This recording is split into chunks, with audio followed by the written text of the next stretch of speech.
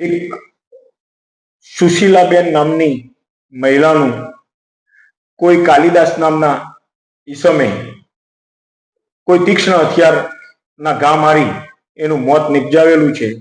એ રીતનો ફરિયાદ મુજબનો ગુનો અંકલેશ્વર રૂરલ પોલીસ સ્ટેશનમાં દાખલ થયેલો હતો.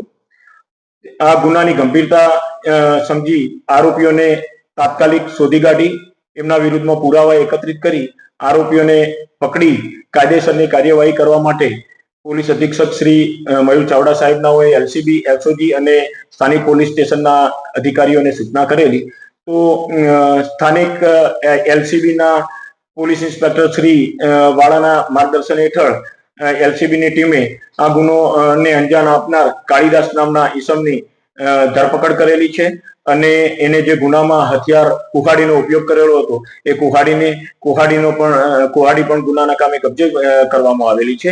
આ ગુનો કરવાનો હેતુ જાણતા આરોપીની પૂછપરછ કરતા આરોપીએ જણાવેલું છે કે એને મરણ જનાર સુશીલા બેન સાથે પ્રેમ સંબંધ હતો અને સુશીલાબેન બીજા લોકોના ઘરે કામ કરવા જતા હતા. એ આરોપીને ગમતું નહોતું. આરોપી એમને ના પાડતો હતો, છતાં પણ આ સુશીલાબેન બીજાના ઘરે કામ કરવા જતા હતા, જેથી એને રીસ રાખીને આ ભોગ બનનારને મોત નિપજાવેલાની હકીકત તપાસ દરમિયાન જણાઈ આવેલી છે.